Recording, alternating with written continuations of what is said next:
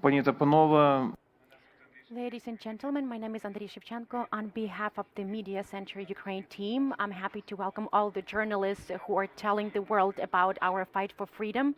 And the topic of this briefing is food safety in Ukraine.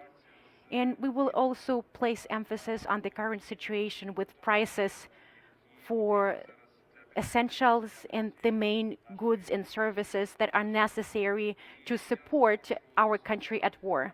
And I want to give the floor to Mr. Anatolii Vovniuk, head of the State Service of Ukraine on Food Safety and Consumer Protection. It's a state agency responsible for food safety and security and other associated matters. Anatolii, the floor is yours. I would like to ask you about this National Food Security Platform. This is the platform that you and your team have been working on. Dear colleagues, good afternoon. We are from Ukraine. It's a great pleasure of mine to see everyone. And congrats on the fact that we have been holding up for 36 days. As for the food safety in Ukraine, you can see the long lines in front of food stores and gas stations since day one of the war. For that not to continue in the future, the government created a coordination council on food safety, and our service is part and parcel of this council, and I'm in charge of this governmental agency. Having analyzed the current state of play, we realized that one of the greatest challenges right now is to create a mechanism or a tool to strike the right balance between demand and supply on the market. The next slide, please. Still the next one. Can I have the clicker? That would be great. Thank you.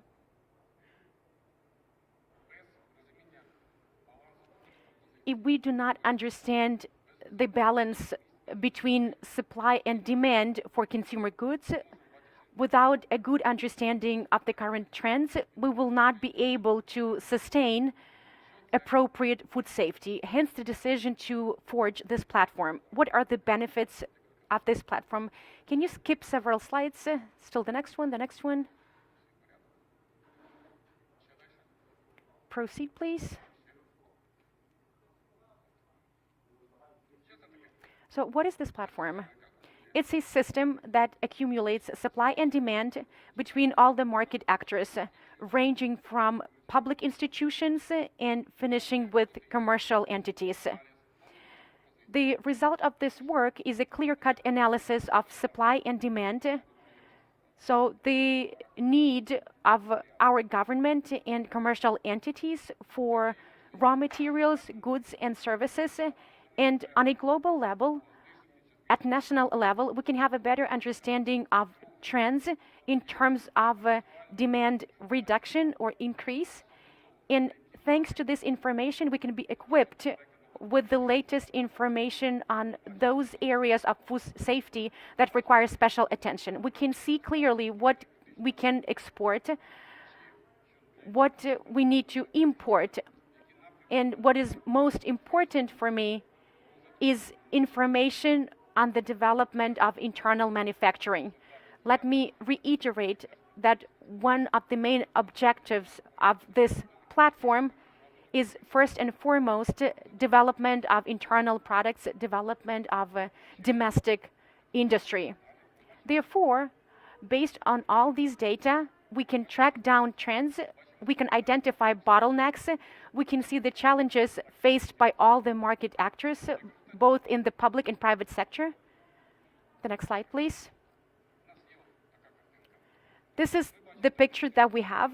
We can see the current trends, we can see where we are going, and we can make decisions. Over the period of 10 days, we have already registered upwards of 1,500 participants, over 1,000 data sets on demand and supply, and the plan of our service is to engage all food companies into this platform.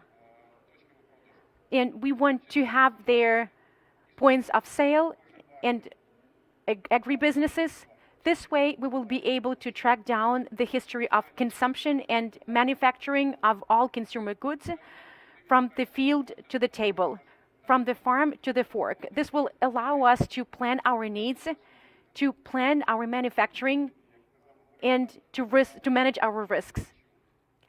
We had a short exchange before this briefing, and this is something that I mentioned. Ukraine will be the only country globally with fully digitized food safety, which means that we will be ready to stand up to any future challenges. Anatolii, I want to make sure that we have enough time for the other participants of our briefing, and I also want to have a Q&A session. Now, I want to give the floor to Mr. Taras Vysotsky, First Deputy Minister of Agrarian Policy and Food of Ukraine. Taras, could you update us on the greatest challenging? Why is it important to continue looking for new tools? Thank you for the invitation. Greetings to all the colleagues. It's true indeed that the platform presented by Anatolii is a tool that can be utilized to implement food safety and security. I would like to remind everyone of the key goals and objectives of food safety. First of all, we want to provide for safe products. We all want Ukrainian consumers to have confidence in what they are consuming.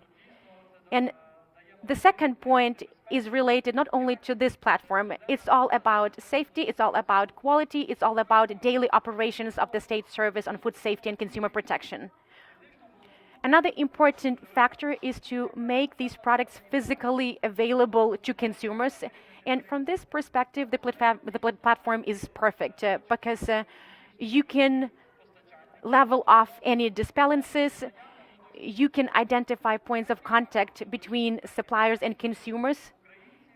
And the third factor of food safety is grounded in the possibility for Ukrainian citizens to be able to purchase those products, or these products should be provided by the government. There are some financial support programs that Ukrainians can tap into via the DIA app, and there are a number of humanitarian programs implemented by the government.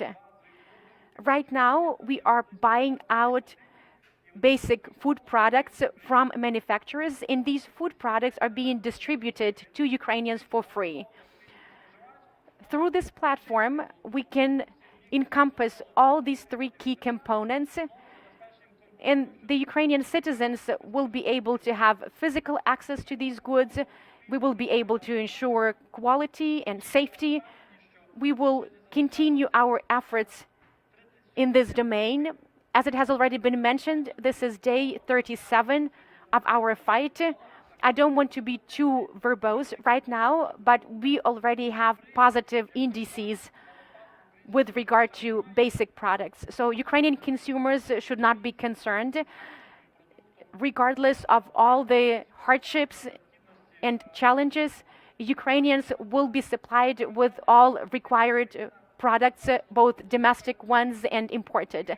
We also need to keep in mind that in the past, we were responsible for food safety globally. We exported and fed millions of people worldwide, and we need to step up our efforts to ensure food safety of our exports.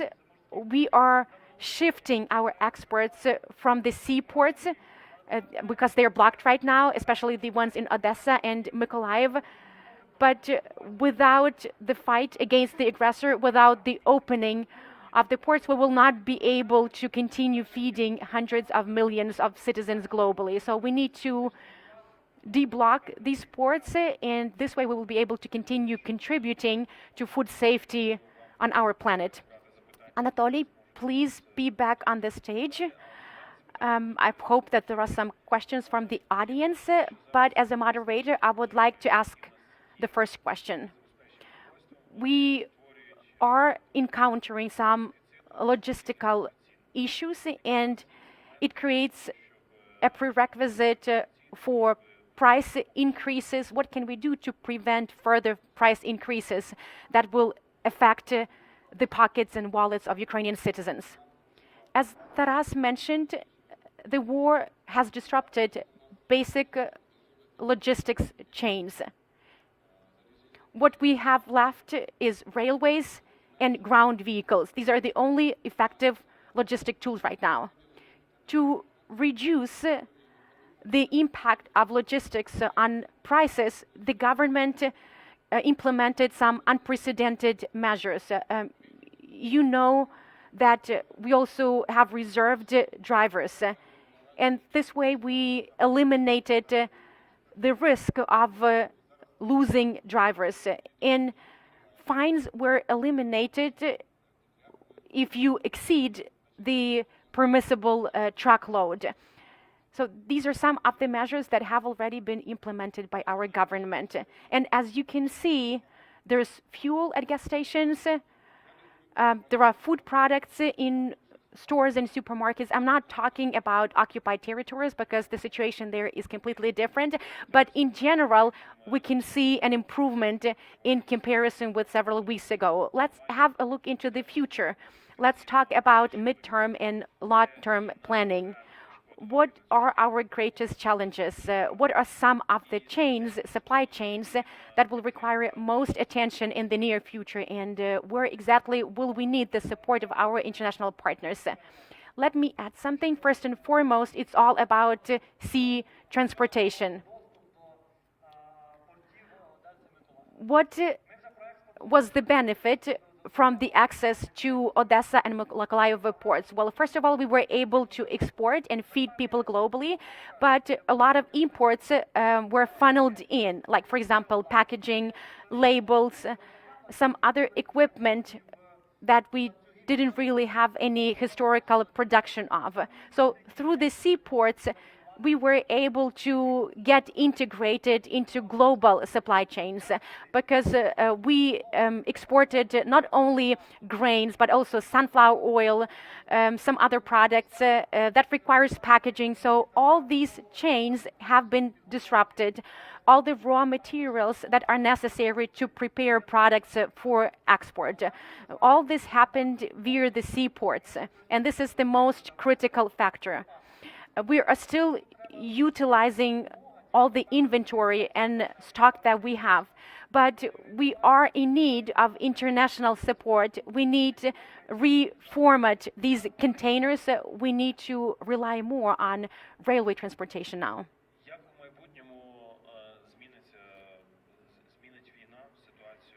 How will the war change the situation on the food market in Ukraine? What are some of the lessons that Ukraine should draw from this crisis? I will talk briefly about production, and Anatolii will talk about control and prices. Well, it's clear that you cannot really brace yourself for all situations, but you need to draw some lessons. Well, right now we can see that we need to change the structure of our sowing campaigns. What was the focus in the past? Two key crops, corn and sunflower, and then rapeseed. We understated the value of such crops as buckwheat, oats, millet. We can see that there's a deficit of these crops. So we need to change that in the future. We need to have proper crop rotations, and this is something that we can already see in action. Some of the changes have already been implemented in the current sowing campaign. And it's important to incorporate differentiation. You cannot really rely solely on two crops. You need to add animal husbandry.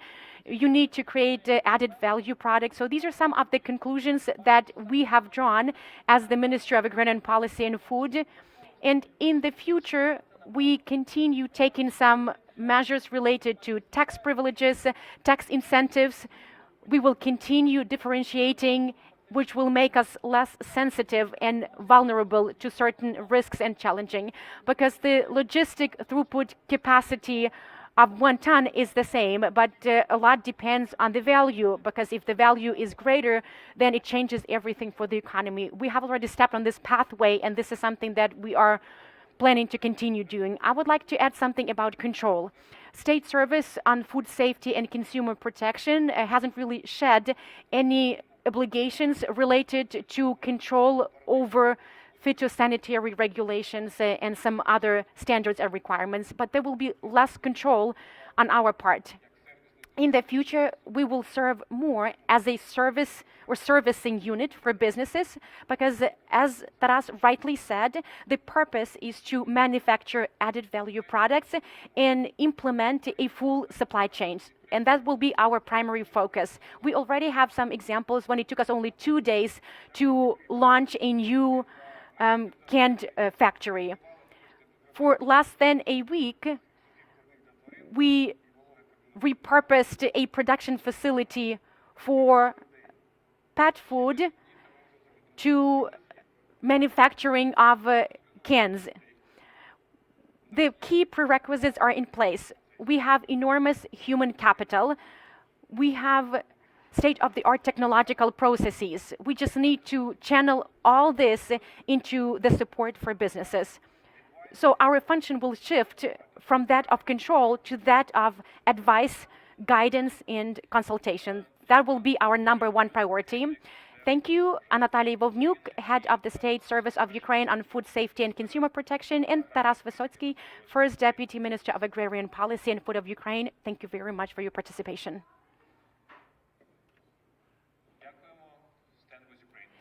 Thank you, everyone. Stand with Ukraine.